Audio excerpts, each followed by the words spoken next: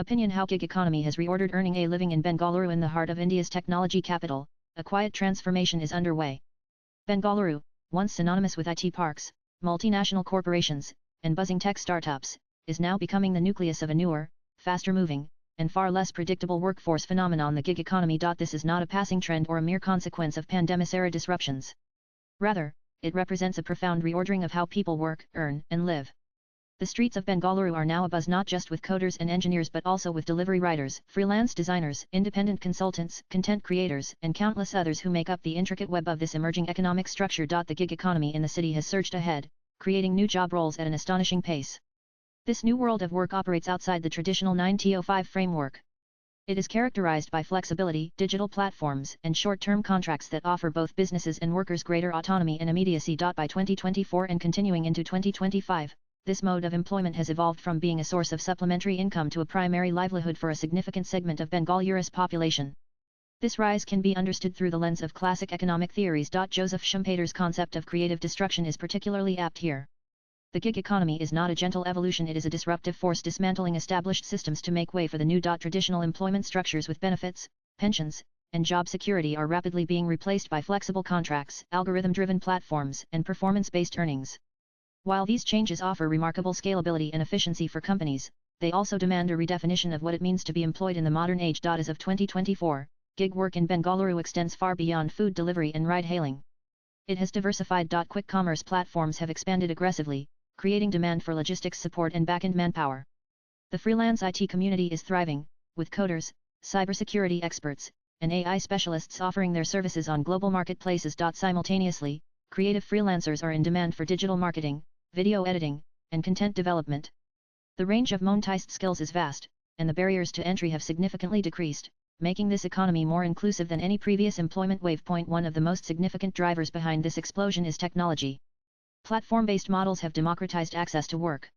All a worker needs is a smartphone, an internet connection, and a bank account. This simplicity has had profound implications for labor markets, allowing even those without formal education or professional networks to participate. However, this openness comes at a cost: oversaturation, competition-driven pay compression, and diminished negotiating power. Economists like Adam Smith emphasized free markets and specialization, both clearly visible in the gig ecosystem.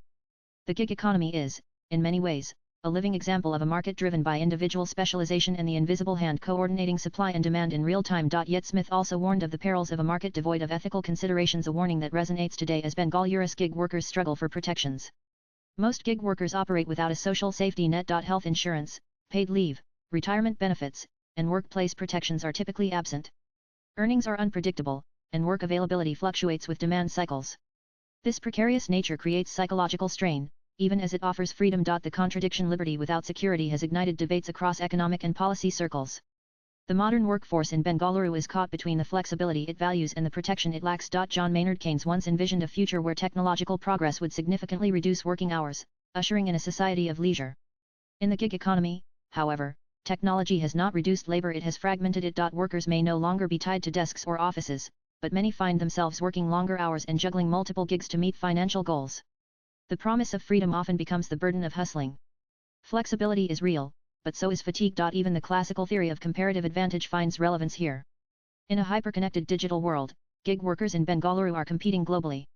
They leverage their lower cost of living and strong technical skills to win international projects, particularly in IT, content development, and design. Yet global competition also exerts continuous downward pressure on wages, especially when workers from other regions offer similar skills at lower prices. The global labor market no longer respects national boundaries, and Bengaluru sits at the crossroads of this transformation. A demographic shift is also fueling this change.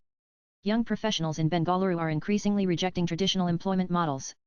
They seek autonomy, purpose-driven work, and the freedom to choose their own paths. The appeal of being one's own boss, working from copyright S, and choosing clients or gigs based on interest rather than obligation has redefined how the city's youth perceive success.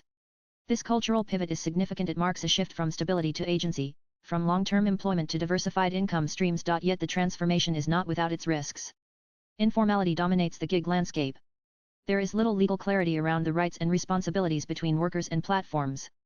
The algorithms that govern work allocation are often opaque, fostering perceptions of bias and inconsistency. Disputes are frequent, and in the absence of institutional support, workers are left at the mercy of platform policies. This power imbalance is unsustainable and demands systemic intervention. Economist Amartya Sen's focus on capabilities and freedoms is particularly relevant here. Sen argued that development should be about expanding individuals' freedoms and capabilities to live the lives they value. If gig work enhances individual freedom, it is developmental. If it traps people in cycles of low-paying, unstable jobs without upward mobility, it becomes exploitative. In Bengaluru, the gig economy reflects both realities. To build a more equitable version of this economy, structural reforms are essential. Policymakers must rethink labor laws to include platform workers. Social security systems must evolve to accommodate the fluid nature of modern work. Platforms, in turn, must recognize their responsibility for worker well-being not only as a moral imperative but also as a long-term business necessity. The sustainability of the gig model hinges on the trust and productivity of its workforce. There are early signs of progress. The conversation around gig workers' rights has entered mainstream discourse. Pilot programs offering benefits such as accident insurance, pension contributions, and health coverage are emerging. Government bodies are beginning to draft policies tailored to this workforce. However, progress remains slow and often reactive. For Bengaluru's gig economy to thrive in the long term, proactive, comprehensive, and inclusive measures are crucial. Ultimately, the story of the gig economy in the city is one of adaptation. It mirrors global economic currents filtered through local realities. It is both a cautionary tale and a promise, a glimpse into a future that is already unfolding. Swipe left for next video. The challenge is not merely to ride this wave but to shape it in a way that offers dignity, stability, and growth to everyone involved. The future of work in Bangalore is being written in real time, not just in lines of code or digital platforms, but in the everyday choices of the millions who choose to gig, hustle, and dream. Sheikh Sophia is a third-year student pursuing a bachelor's degree in economics and statistics at Mount Carmel College, Bengaluru. Views expressed in the above piece are personal and solely those of the author. They do not necessarily reflect NEWS18's views. Latest blogs.